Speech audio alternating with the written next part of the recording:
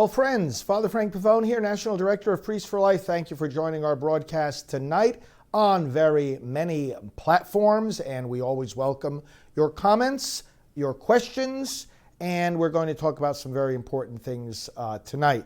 Let's start with a prayer from my book, Pro-Life Reflections for Every Day, and then I want to give you this evening a reflection on a passage that so many of you heard in church this past Sunday in regard to the parable of the Good Samaritan and some of the things that teaches us about our pro-life commitment and our national policies. But first, a prayer and then some comments on the news of the day. Pro-life reflection for today from Genesis 1:28. Be fruitful and increase in number, fill the earth and subdue it. Reflection, the single largest destroyer of human life in our nation and in the world is not poverty, is not AIDS, is not heart disease, is not cancer, is not terrorism, is not war, is not global warming or climate change. It is abortion. Some 50 million children around the world are killed each year by this procedure. Let us pray. O Lord, enable us to pursue those things that will preserve our species and continue to fulfill your original command to be fruitful and multiply. Amen. Well, you can get your copy, and I'll be happy to sign it and give a message to you personally at prolifereflectionsforeveryday.com. Well, we just got news a matter of an hour ago or so that Justice John Paul Stevens, retired Justice of the U.S. Supreme Court, has passed away. And so we want to offer condolences to his family and friends and colleagues, prayers for the eternal repose of his soul. And if you follow Supreme Court politics and the abortion issue, know that John Paul Stevens was on the wrong side of the abortion issue and the wrong side of Supreme Court decisions on this issue, even going so far as to overturn state laws even on partial birth abortion. So the death of any Supreme Court justice reminds us, first of all, of the importance of the court, the monumental task of agreeing to serve on the court, whatever positions one takes. It's really a monumental responsibility, and brings our minds, of course, to the importance of the court and the importance of getting the right kinds of judges on the court. And by the right kinds of judges, we mean those who understand that their role is one of judgment. It's not one of legislating or creating new policies. It's simply one of judgment. Does the case before them get resolved one way or another based on the text of the Constitution and the actual text and meaning of any laws pertaining to the case that they're deciding? And their decision is supposed to affect the parties to the case.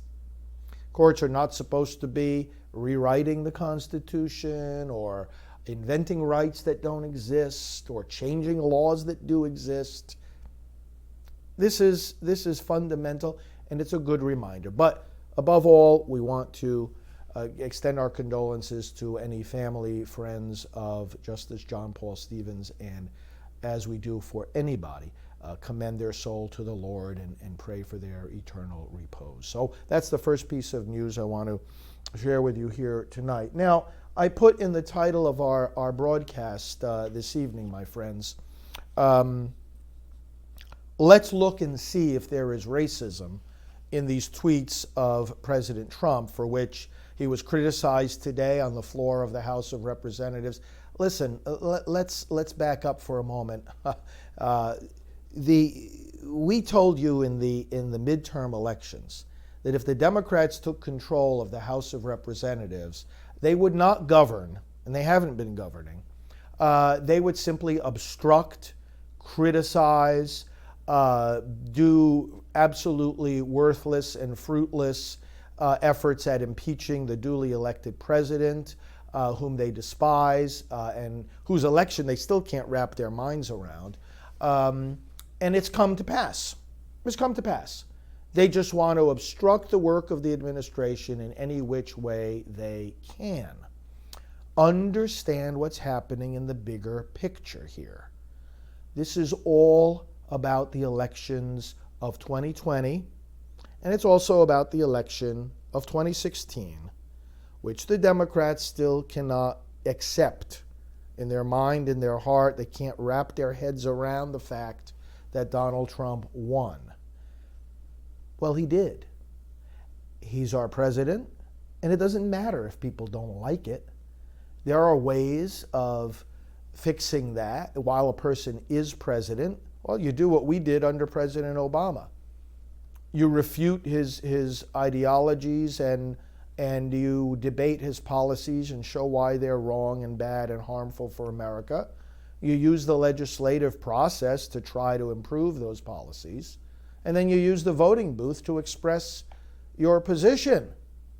But the opponents of President Trump don't want to do that because they don't have the arguments. They can't come up with better policies. You do understand. We've got the best economy that we've had in 50 years. We've got the best economy right now that we've had in 50 years. And we are, this is, brothers and sisters, something that some people are just, well, they'd rather talk about the clouds than look at the reality of what's going on here. They certainly don't want priests like me talking about what a good economy we have. Hey, Father, talk about heaven. Talk about heaven. Don't challenge us Democrats about our stupidity or our hatred of the president. You as a priest, see, they want to try to sideline priests like me. Please don't fall into that trap yourselves. Some of you do. Oh, well, if he talks about heaven, that's going to be great. That'll be great. That'll be great. Because then we can still get away with voting in a stupid way. Let him just talk about heaven. No, I'm going to talk to you about voting. I'm going to talk to some of you about your hatred of the president. I'm going to talk to some of you about your misguided and very, very ill-advised allegiance to the Democrat Party. You got to repent of that. You got to repent of it tonight before you go to bed. So I want to talk here about, look at the big picture here. It's all political. What these House Democrats want to do, they're not concerned about racism. Let me make that very clear. In fact, they're very offensive to people like Alveda King, who works on our team full-time. She and I have talked about this with you, and we'll talk about it again. These people aren't concerned about racism. They're using it as a political weapon. Think about this for a minute. The same people now doing their dance, their psychotic dance on the floor of the House of Representatives, and are accusing the president of racism. Just the other day, we're accusing Nancy Pelosi of racism. And the president had to defend her. You saw this, didn't you, on the news? The president said, whatever disagreements I have with Nancy Pelosi, she is not a racist. Well, isn't this odd? The people within the Democrat Party are now going around in circles criticizing one another and accusing one another of racism. They accused Nancy Pelosi of racism when she tried to say to the more radical fringe in the House of Representatives that they should bring their concerns to her instead of going out and just voicing them on social media. And for that, these children, these more progressive members of the Democrat House of Representatives, acting like children, just say, oh, well, she's saying that to us because we're people of color. You see, this has become like the one-size-fits-all defense mechanism. Whenever you feel threatened or whenever you want to, you can't address somebody's arguments or their position, so you just throw at them the accusation of being racist. So now that's what they have been doing to the president. Even some who They try to put them, see, the Democrats are trying to put themselves today on some kind of moral high ground, all right? First of all, they want to hide their ridiculous policies. They want to distract people from the fact that, first of all they're trying to do is win power in 2020. Secondly, they want to distract people from their utterly absurd policies. Socialism, trying to bring socialism to America, that's not going to happen. And trying to pass things like their crazy Green New Deal. You know what that in effect would do?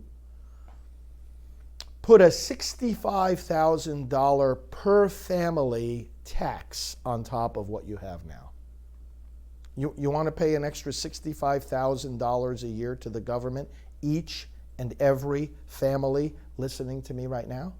That's this Green New Deal that people like Ocasio-Cortez and her little contingent are trying to foist on America. And it's amazing to see how she's eclipsing these 2020 Democrat presidential candidates. They don't want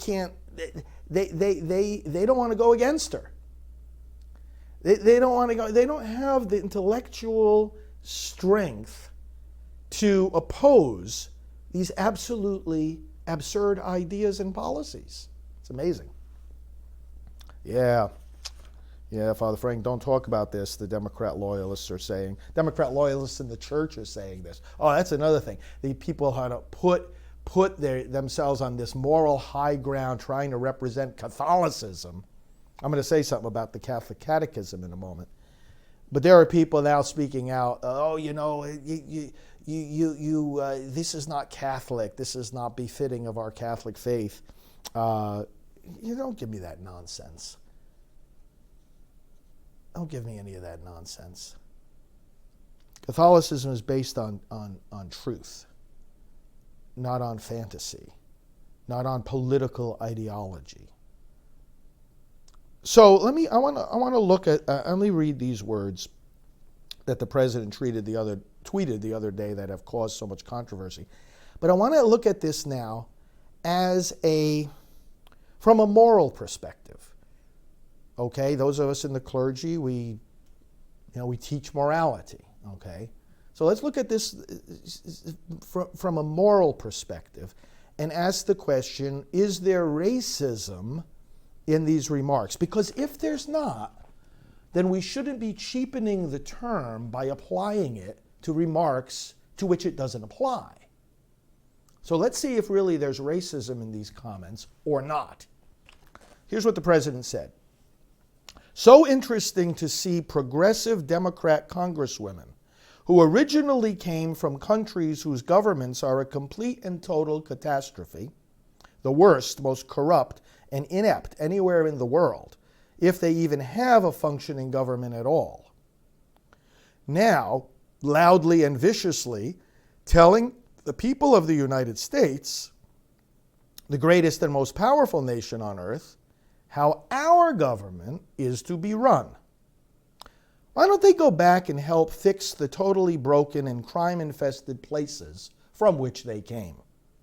Then come back and show us how it is done. These places need your help badly. You can't leave fast enough. I'm sure that Nancy Pelosi would be very happy to quickly work out free travel arrangements. I don't see racism in these remarks, and neither do a whole lot of other people. And the president responded very clearly to his critics, saying, I don't have a racist bone in my body. So exactly where is the racism in these remarks? Can you point it out to me? He's talking here, first of all, about people who are saying specific things and taking a specific position. That's not racism when you criticize a specific person's specific positions. You know what that is? That's criticizing a specific person's specific positions. You've never criticized anybody's positions? Some of you criticize mine.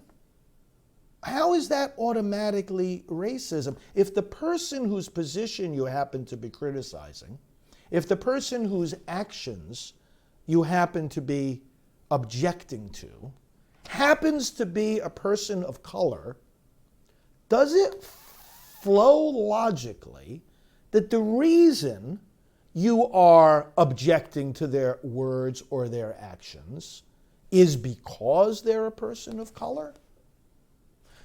That's actually racism in reverse.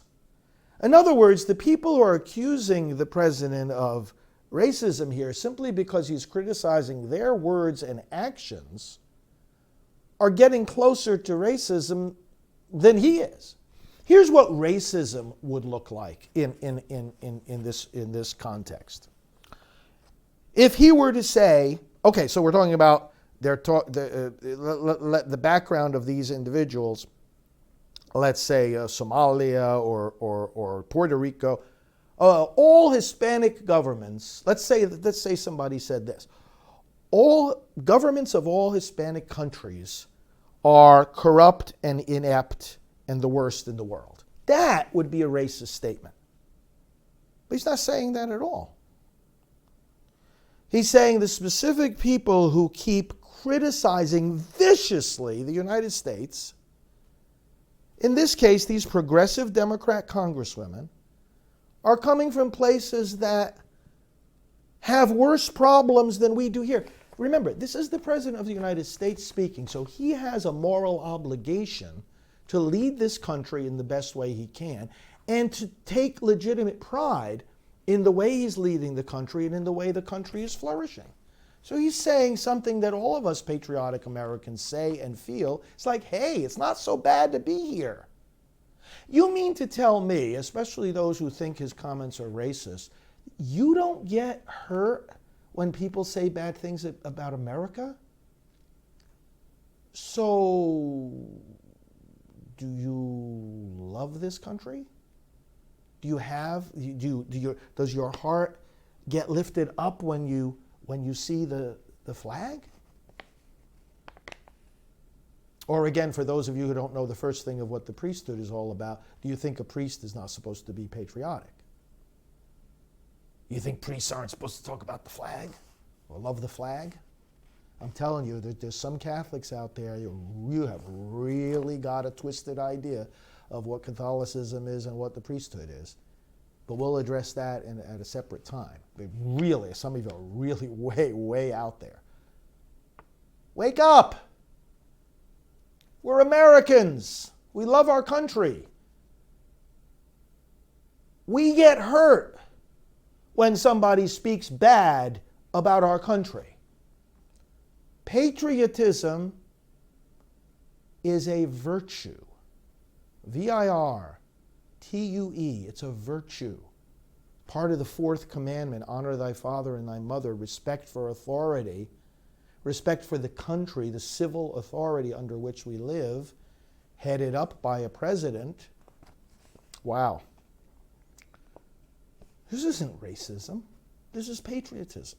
Furthermore, what he's saying, I'll tell you what racism would look like here if he were to say to these progressive Democrat congresswomen that all of the people who are like you, all the people that are of your ethnic background should leave the country. And that's not what he's saying. That is nowhere to be found in these words. Where does he say that the reason they should leave the country is that they are people of a certain color or of a certain ethnic background? Would you please find me the words? Find me the words right here, right now, that he said in this tweet or anywhere else, that all the people of the backgrounds of these particular congresswomen should be leaving the country. And are we at the point here in our public discourse where we have so lost our sense of logic, so completely abandoned the basic ability that you learn in grade school of how to reason, that we have sunk to this level, that all we can say about a person's position is that they're racist? Are we really at that low level of intellectual ability right now in America? that we can't put one and one together and get two, that we can't have a basic logical syllogism clear in our head and know what follows from what and what does not follow from what? Are we really there right now? That when somebody says, you specifically are criticizing America and how it is run, but you come from a place in your ancestry that has even worse problems, so to express a little bit of hurt and to say, you know what, we say these things all the time. We say, hey, listen, you're going to criticize me the way I'm doing it. You're not doing it any better yourself. This is a basic standard way of disagreement. Go back to your own country. If you hate America, see, the president is of the opinion, and I happen to share this opinion. And by the way, when people have an opinion, they're free to express it, okay, and especially here in America, that these people hate our country. Now, when we say these people, we're talking about these specific people in the House of Representatives right now who are saying these things. Ilhan Omar, oh my gosh. The way she talks about America, the way she talks about Al-Qaeda. She talks better about Al-Qaeda than about America. That's offensive to me. That should be offensive to anybody who loves our country. It's certainly going to be offensive to the president of the country. What the heck is the matter with us? Have we lost all ability to have any kind of rational understanding of anything that's being said in our public discourse today? He's not talking about all the people of these ethnic backgrounds. That would be racism. All the people like you hate America, and all the people like you should go back to your own country. That's not what he said.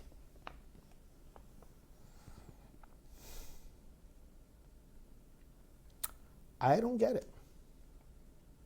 And it's irresponsible to call him racist. It is judgmental to call him racist. It is contrary to the facts to call him racist. It is contrary to the words to call him racist. It is contrary to the good standing of this country to call him racist. And those that want to keep dwelling on racism, one has to wonder, what's the matter with them? It's with those who are calling him racist that they seem to have this illusion in their mind, this obsession that everything revolves around that. Would you please wake up and stop poisoning our national discourse, tripping up our ability to even communicate with each other by doing that? Well, okay. There's no racism in the president's tweets. Any of you who think differently, you're wrong. Secondly, what about these people who hate America so much? I mean, they came from their families are immigrant families, right? They came from, even if they themselves were born here, I mean, parents, grandparents, they came from other places. They have an ethnicity. Rashida Tlaib talks about her people, Palestinians. They came from somewhere else. Okay. Do people who come to America from somewhere else have any obligations to America? Let's think about that question for a moment. Catholic Catechism has something to say about that, something to say about immigration. And I'm just going to read one sentence here. Catholic Catechism, section 2241, says the following. Immigrants are obliged to respect with gratitude the material and spiritual heritage of the country that receives them. Let me say that again very carefully. This is from the Catholic Catechism. And those people that try to be these holier-than-thou Catholics, Father Frank is a priest, and he's not being a good priest here because of whatever, fill in the blanks from the bad dreams that they had last night. This is so, I don't have the worst enemies in the world, but I do have the stupidest enemies in the world. But the point here is what the Catechism says. Let me read to you again. Immigrants are obliged to respect with gratitude the material and spiritual heritage of the country that receives them.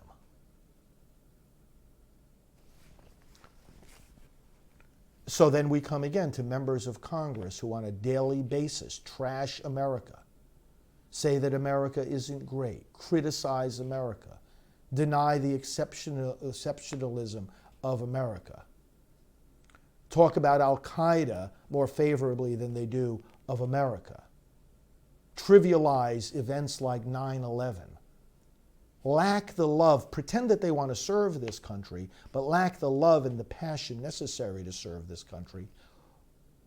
No, we're not going to let that go by. Let me read again the line from the Catechism. Immigrants are obliged to respect with gratitude the material and spiritual heritage of the country that receives them. And when that doesn't happen, it's perfectly appropriate for all of us who are patriots and for the president of our beloved country to call them out. So he's calling out those that hate this country, and guess what? I'm doing the same thing. And that is not contrary to being an American. That is not racist.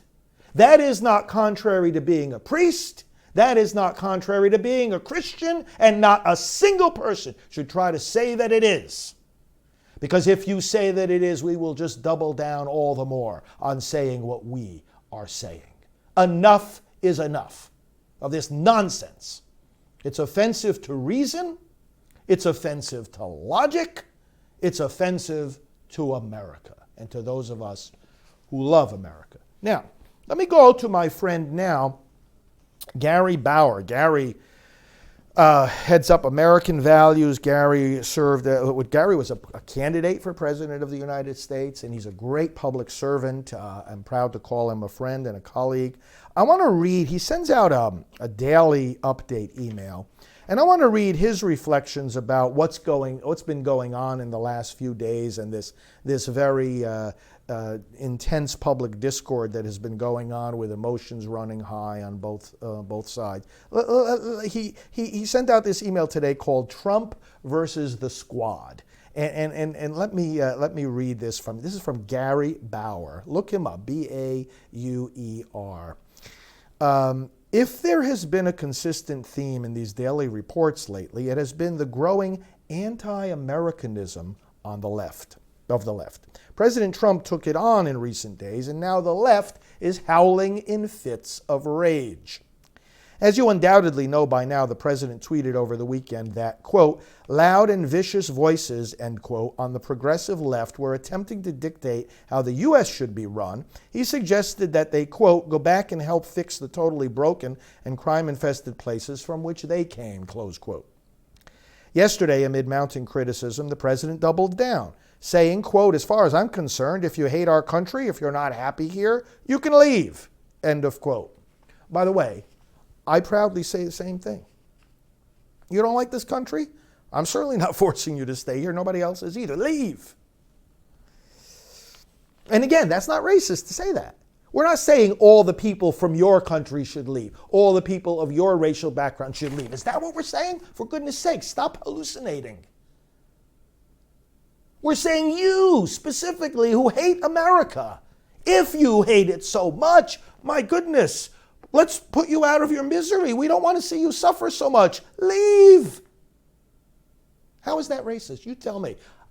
I'm the moral spokesperson here according to my own profession, right? We're supposed to know something about morality, sin versus virtue, and what's right and what's wrong. It's what priests are supposed to be able to teach. I'm telling you, that's not a racist comment. If you hate America, why are you staying here? Unless you're trying to destroy it from within. That's pretty evil. And that's an evil that has to be called out as well. So you know what? Take your racist criticism stuff it back in your pocket or from wherever the heck it came. Keep your mouth shut. This criticism this nonsense has got to stop. Okay, let me go on with what Gary Bauer said. 4 members of the Progressive Squad, Representatives Alexandria Ocasio-Cortez, Rashida Tlaib, Ilhan Omar, and Ayanna Pressley, held a press conference yesterday afternoon. They accused the president of being a racist, of pushing a white nationalist agenda, of dividing the country and committing various crimes. Pressley refused to refer to Trump as president. Oh yeah, hey, Pressley, that's great for a congressperson to refuse to call the president the president. Wow, I mean, you must be really good at your job. She claimed that the Trump administration was putting children in cages at the border. Ilhan Omar accused the president of committing human rights abuses at the border and forcing women to drink out of toilets. She accused Trump of multiple crimes, including collusion with Russia, and she called for his impeachment. Alexandria Ocasio-Cortez accused the president of ripping families apart at the border. Rashida Tlaib accused the president of utter disregard and disrespect for the Constitution. Well, that's a laughable thing for a Democrat to say. Respect for the Constitution? Democrats? What kind of judges have you been foisting on us for decades who ripped the Constitution to shreds, couldn't care less about the Constitution, looked to the constitutions of other countries to put into their court decisions to run the lives of Americans? Are you kidding me? For a Democrat to stand up and complain that somebody is disrespecting the Constitution, talk about the pot calling the kettle black. So she too urges Trump's impeachment. Now, Gary Bauer, again, I'm quoting my friend Gary, says, allow me to correct the record. Now listen to this, friends. First, those so-called child cages were built by Obama. And they are meant to protect children from random adults in the detention facilities. The cages were built by Obama, and they're meant to protect children from the random adults in the detention facility. Second, there is zero evidence that women in border detention facilities were told or forced to drink from toilets. Zero evidence. Again, has our public discourse gotten to the point where facts are not any more important than hallucinations? Third, as for separating children from their families, that's what happens when you break the law. Anytime a citizen breaks the law and is arrested, he's separated from his children. Moreover, many of these so-called families aren't families at all. The children are being used to exploit loopholes in our weak immigration law which the squad refuses to fix. Separating children from their families. Maybe the parents should be a little bit smarter than to put their children in this situation in the first place, than to try to come across the border of a country not respecting its laws, which, again, for those of you that are Catholic purists, the Catholic Catechism says they're not supposed to do that.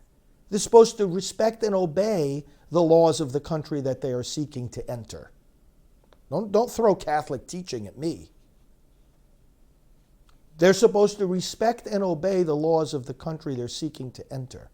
The laws of our country have specific provisions regarding how you enter it. And it's really irresponsible of parents to be putting their children in a situation where they themselves, because they're breaking the law, are going to end up being separated from their children. There was just such hypocrisy on the other side, my friends, it is beyond belief. Never seen anything like this before.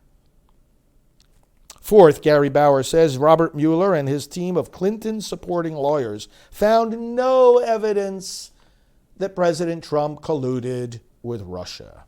Oh, but of course, that's not good enough for Democrats. The facts, never mind the facts. Next, as for disrespecting the Constitution, it is the left that routinely assaults the freedom of speech, the freedom of religion, and our Second Amendment rights. That's right. Then Gary says, as for Omar, the House, now let's not forget this, the House of Representatives was forced to vote on a resolution condemning her repeated anti-Semitic remarks. And yesterday, she refused to condemn Al-Qaeda. And then, when it comes to dividing America, that's all the left does. It's all about identity politics. Once again, continuing to quote Gary Bauer, these progressives seem far more committed to helping illegal immigrants than to helping American citizens. AOC, who wants to abolish ICE, led the fight to stop Amazon from bringing thousands of jobs to New York. Omar spent the 4th of July belittling America. She later said she was ashamed of America, continuing to live in its hypocrisy, whatever that means. And don't forget that just last week, these people were accusing Nancy Pelosi of racism. Listen, they're like little children. They're acting like little spoiled children who don't know their right hand from their left. They certainly don't belong in Congress. They want to complain to everybody, having a fit when they don't get their selfish way. And they stand here complaining and belittling America.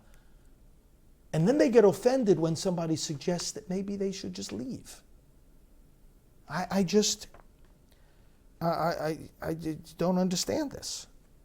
Do not understand this. And I hope you feel the same way too, brothers and sisters. You know, we've got to call out these things as they're happening. Now, why am I talking about these things? As you know, my ministry, my whole life, my every hour of every day is zeroing in on ending abortion. Well, I'll tell you what is going on here, because this is all of one piece.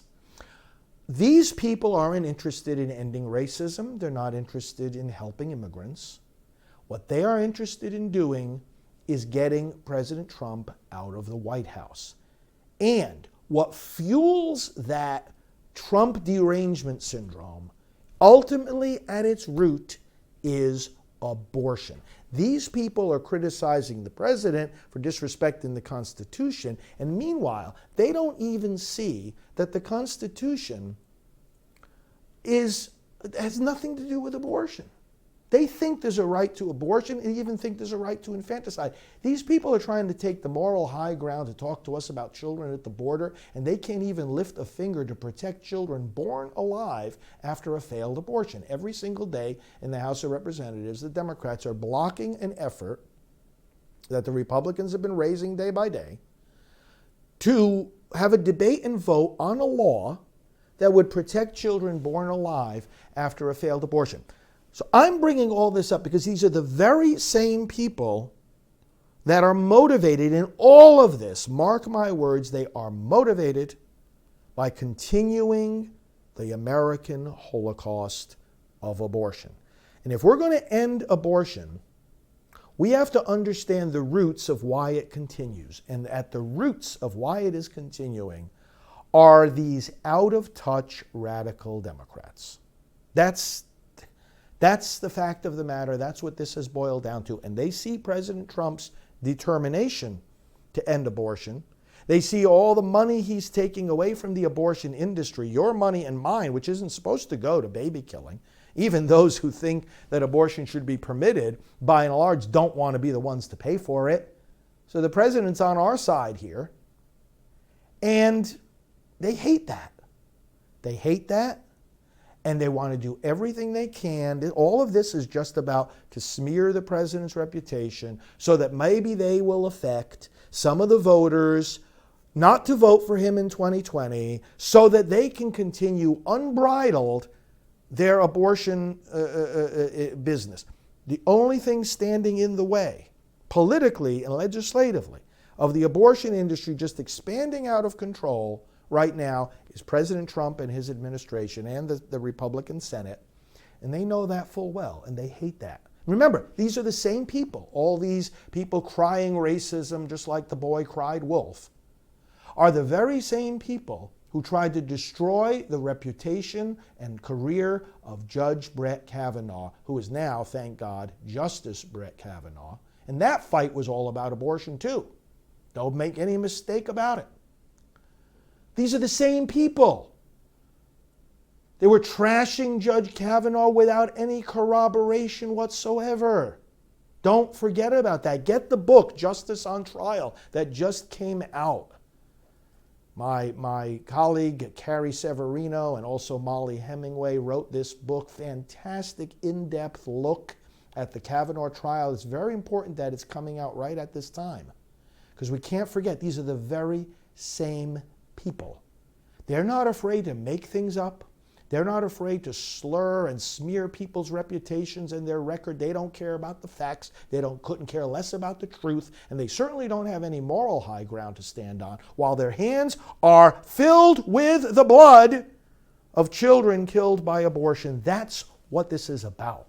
They're bloodthirsty for the blood of the littlest children. That's the issue that we're dealing with. And that's why I'm talking about this to you, brothers and sisters. We have to be lovers of America. And that's one of our motives in being pro-life as well. So, let me conclude here by a reflection on the gospel. We heard this past Sunday, the parable of the Good Samaritan. Man fell in with robbers, lying there on the road. A priest walks by, doesn't help the man.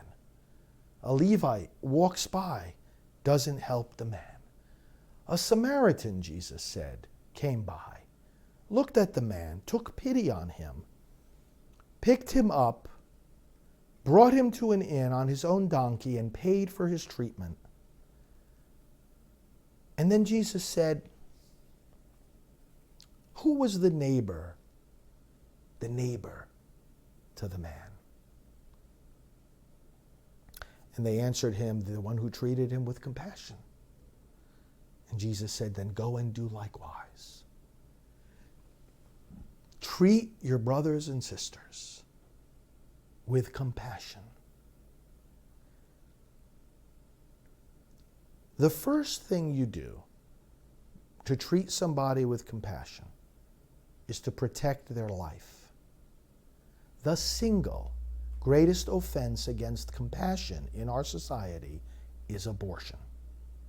There is nothing taking more human life than abortion. You can count, right? Count the numbers. Look up the numbers. How many people die from heart disease? How many people die from war? How many people die from abortion? Nothing comes anywhere near the numbers of those who are killed by abortion. And people want to stand on the platform of compassion when they're pro-abortion? That doesn't fly. That doesn't measure up. That doesn't hold any water. No. But look at the man who fell in with the robbers. What was the difference between the priest and the Levite that walked by that man, left him alone, didn't help him, and the Samaritan who did stop to help him? You know, Martin Luther King Jr., again, whose niece Alvita is one of my full-time colleagues here at Preach for Life. Martin Luther King Jr. preached on this gospel passage the night before he died. He was in Memphis, Tennessee, 1968, April, and he was preaching on this passage. And he said, here's the reason that he thought the priest and the Levite walked by the man, but the Samaritan stopped to help him. He said they were asking different questions of themselves. Because the road that the man fell in with the robbers from Jerusalem to Jericho was a dangerous road. It was called the Bloody Pass. There was a lot of sharp curves and turns where robbers could hide to attack their victims.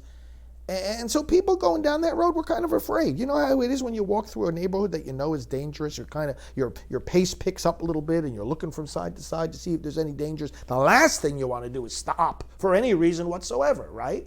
Because you're afraid, and this is what Martin Luther King said that the priest and the Levite might have been thinking. You're afraid, hey, if I stop to help this man, what's going to happen to me? Maybe it's a trap. Maybe the robber's right around the next corner and they're going to attack me. So they kept on walking. In fact, they probably increased their pace when they saw that robber on the road. If I stop to help this man, what's going to happen to me? And then he said, the Samaritan reversed the question. And he said, if I don't stop to help this man, if I don't stop, what's going to happen to him? Friends, that's the question we have to ask. Of the unborn. You know, we always count the cost, don't we? Priests count the cost. You want to know why so many priests don't preach about abortion? If I stop to help this man, what's going to happen to me? How's my bishop going to criticize me? How are my parishioners going to criticize me? Who's going to stop putting money in the collection plate? How am I going to offend my Democrat friends? If I stop to help this man, what's going to happen to me? We count the cost. What are we going to lose? What of our reputation are we going to lose? What of our friends? Who of our friends are we going to lose? What business and money are we going to lose? What power and access and titles and positions and privileges are we going to lose? If we speak up for the person in need, if I stop to help this man, what's going to happen to me? If I speak up for America, what's going to happen to me? If I speak up for the president, what's going to happen to me? From the people who have Trump derangement syndrome. If I wear a MAGA hat, what's going to happen to me? Foolish, foolish question. You do what's right. You speak what's true. You intervene for those who need your help. Because the question, my friends, is not what's going to happen to me. Stop worrying about that. Stop counting the cost. Stop making things up. If I don't stop to help this man, what's going to happen to him? If we don't speak up for these children and defend them, what happens to them? They lose their lives. If we don't speak up for those in public office who love America, who defend America, who want to make and keep America great, then what's going to happen to our nation? You stand on the right side. We have the support of one another. We have the support of countless millions of other people. We are on the right side. Those who are on the wrong side, including some of those who have been leaving comments here tonight, their position cannot prevail, doesn't have any weight. Those who are on the right side, brothers and sisters, see, the problem is for some people, the problem is that there's division in our country, as if there was ever a time when there wasn't.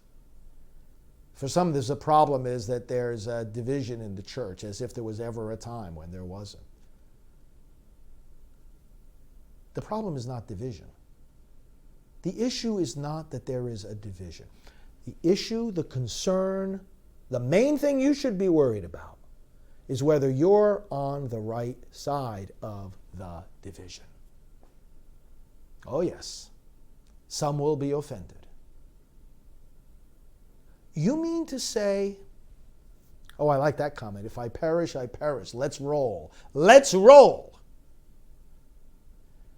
That should be the topic. That should be the name of one of our broadcasts here. I like that. Let's roll. And someone is saying now, so many Democrats in the church. That's right, including some that are dressed like I am. We're going to call them out. We're going to call them out.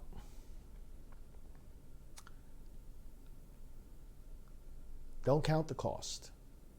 We're on the right side, brothers and sisters. We're going to get the job done. We have one another. Tens of millions of people have our back. We're going to go forward without fear, without hesitation, not counting the cost, making more sacrifices tomorrow to speak up than we did today, making more efforts the next day than we did tomorrow. Let's roll. Let's roll. Let's roll. Remember those men on that plane, those men and women, ready, willing to sacrifice their lives rather than let that plane hit its target and take other lives. So let's roll. Let's do what our founding fathers did. Let's do what that Good Samaritan did. Let's put ourselves in danger. Let's put ourselves in danger so that we can save lives and so that we can keep America great.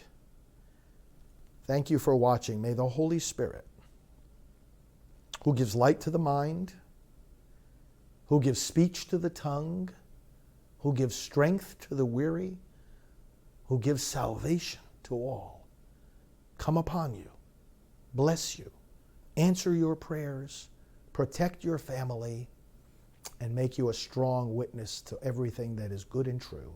May He bless you, the Father, the Son, and the Holy Spirit. Amen. Father Frank Pavone here of Priests for Life. Thank you for watching, and let's roll. Hello, I'm Evangelist Alveda King. I am blessed to work with Priests for Life, one of the largest and most visible pro-life ministries in the world. Our whole team relies on your financial support to enable us to do our work, produce our programs, and travel the world to advocate for the unborn. May I ask you to support us generously? Go today to prolifegift.org and give as generous a gift as you can. I appreciate it personally and will pray for you each day. But you know what? When you and I take up this call and we talk about abortion, if we speak about it in church, we're told we're too political. If we speak about it in the political arena, we're told we're too religious. If we speak about it in the world of the media, it's too disturbing. In the world of business, it's too distracting. In the world of education, it's too controversial. In the streets, it's too disruptive. So abortion, if abortion is wrong, where do we go to say so? We go into the churches, we go into politics, into the media, into business, into education, and into the streets. Some churches haven't wanted to get involved in political hassles with the government, so they've been silent on abortion. They didn't want to get involved in hassles from the government. They didn't want to take the fight to the government. So now with the HHS mandate, the government took the fight to them. And when it comes to that mandate, we've got a simple message. We will obey God rather than men. As Alveda can tell us, her uncle said one day to the civil rights movement, we've got a lot of obstacles in our way, but we're not going to let anything turn us around. We're not going to let no dogs turn us around, no water hoses turn us around, no police clubs or jail sentences, and we're not going to let any injunctions turn us around. And so today I say to you, in the pro-life movement, no Planned Parenthood is going to turn us around. No biased media is going to turn us around. No HHS mandate is going to turn us around. No Obama administration is going to turn us around.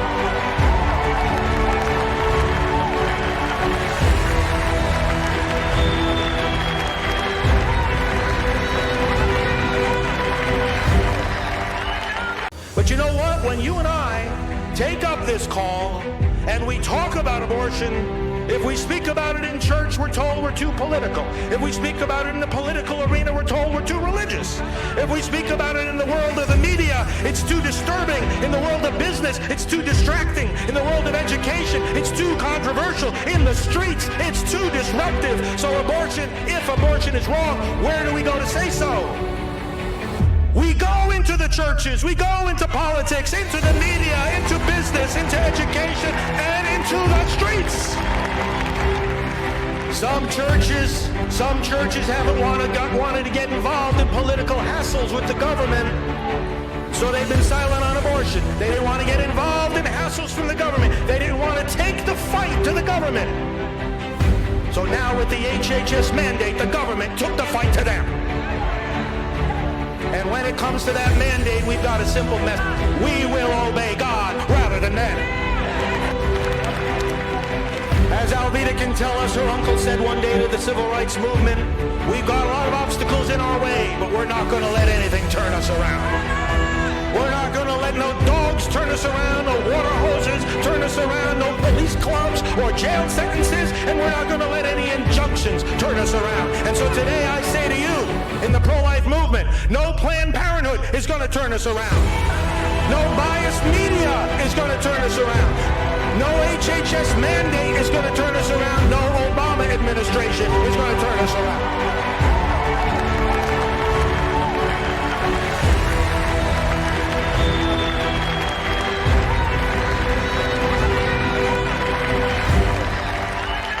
But you know what? When you and I take up this call and we talk about abortion, if we speak about it in church, we're told we're too political.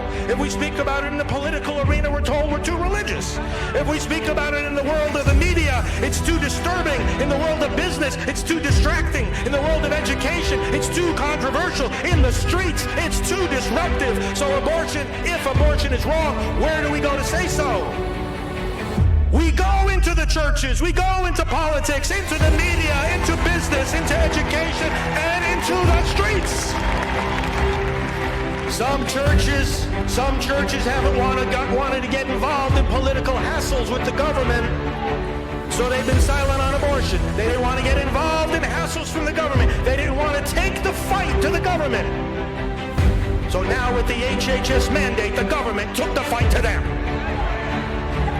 And when it comes to that mandate, we've got a simple message. We will obey God rather than them.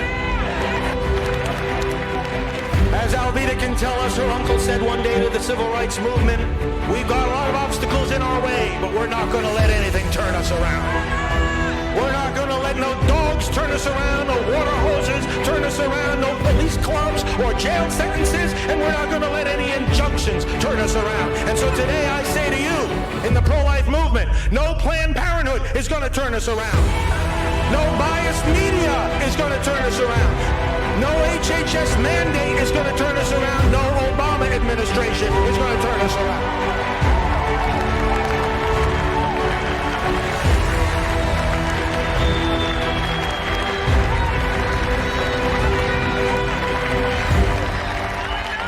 But you know what? When you and I take up this call and we talk about abortion, if we speak about it in church, we're told we're too political. If we speak about it in the political arena, we're told we're too religious.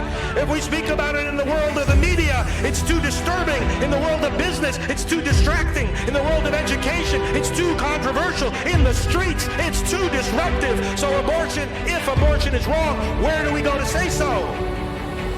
We go into the churches, we go into politics, into the media, into business, into education, and into the streets. Some churches haven't wanted to get involved in political hassles with the government, so they've been silent on abortion. They didn't want to get involved in hassles from the government. They didn't want to take the fight to the government. So now with the HHS mandate, the government took the fight to them. And when it comes to that mandate, we've got a simple message. We will obey God rather than them. As Alveda can tell us, her uncle said one day to the civil rights movement, we've got a lot of obstacles in our way, but we're not going to let anything turn us around. We're not going to let no dogs turn us around, no water hoses turn us around, no police clubs or jail sentences, and we're not going to let any injunctions turn us around. And so today I say to you, in the pro-life movement, no Planned Parenthood is going to turn us around. No biased media is going to turn us around. No HHS mandate is going to turn us around. No Obama administration is going to turn us around.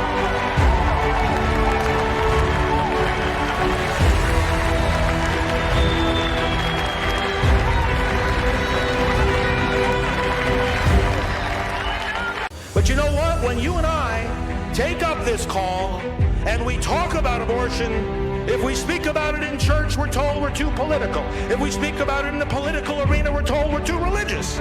If we speak about it in the world of the media, it's too disturbing. In the world of business, it's too distracting. In the world of education, it's too controversial. In the streets, it's too disruptive. So abortion, if abortion is wrong, where do we go to say so? We go into the churches, we go into politics, into the media, into business, into education, and into the streets. Some churches haven't wanted to get involved in political hassles with the government, so they've been silent on abortion. They didn't want to get involved in hassles from the government. They didn't want to take the fight to the government. So now with the HHS mandate, the government took the fight to them. And when it comes to that mandate, we've got a simple message. We will obey God rather than men. As Alveda can tell us, her uncle said one day to the civil rights movement, we've got a lot of obstacles in our way, but we're not going to let anything turn us around. We're not going to let no dogs turn us around, no water hoses turn us around, no police clubs or jail sentences, and we're not going to let any injunctions turn us around. And so today I say to you, in the pro-life movement, no Planned Parenthood is going to turn us around. No biased media is going to turn us around. No HHS mandate is going to turn us around. No Obama administration is going to turn us around.